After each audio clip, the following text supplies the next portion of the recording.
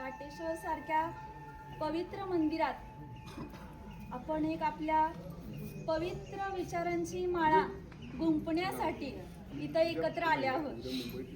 आणि मी पहिल्यांदा आमच्या भाऊंचं स्वागत करते। भाऊंचं इथं नुकतंच आगमन झालं आहे, तर सर्वांच्या वतीनं भाऊं तुमचं स्वागत करते। दुसरी गोष्ट की आपले राहुल दादा त्यांनी आता बऱ्याच गोष्टी सांगितल्या। माझी आणि दादा तुमची पहिल्यांदाच भेट होते। मी खरं सांगू का, राजकारणापेक्षा आपला जो पक्ष आहे ना, त्या पक्षाला मी एक आपलं कुटुंब मानते। आणि आपल्या कुटुंबाचं एकच प्रमुख काम आहे की विकास करायचा, बरोबर।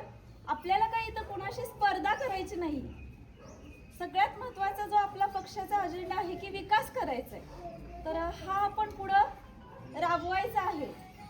आणि मला खूप वेळ कमी दिलाय, त्यामुळं मी अगदी प्रत्येक व्यक्तीला सांगते, इथं आपण जरी शुभारंभासाठी आलो असलो तरी प्रत्येकानं आपल्या छत्रपती शिवाजी महाराजांचे विचार आपल्यामध्ये रुजलेले आहेत। आणि एक मावळा जवळजवळ 1000 मावळ्यांचं काम करतोय।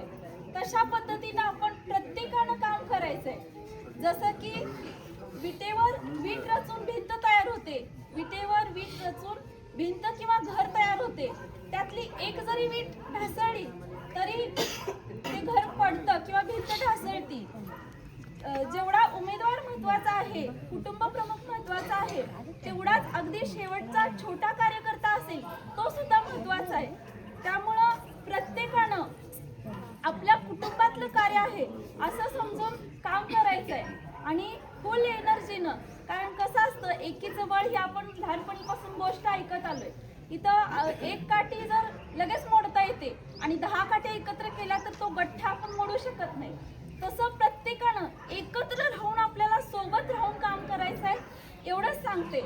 आणि राहुल दादा तुमची पण मी मनापासून आभारी आहे, तुम्ही सहकार्य करणारच। पण खरं सांगू का, एक बहीण म्हणून मी सांगते तुम्हाला, मी सगळ्यांना सांगते, हे जे आहेत ना हे सगळे माझे भाऊ आहेत। मी एक भावनिक थोडीशी व्यक्ती आहे। मला खरं तर आजपर्यंत मी म्हणत होते की मला परमेश्वरानं का भाऊ दिला नाही, सक्का भाऊ दिला नाही, पण मला आत्ता त्याची जाणीव होते। मला एवढे सगळे भाऊ मिळणार होते म्हणून मला कदाचित, तर या बहिणीच्या पाठीशी तुम्ही उभे राहा। तसेच आपले हेमंत भैया पण माझे मानस भाऊच आहेत, त्यांच्या पण पाठीशी तुम्ही उभे राहा। आणि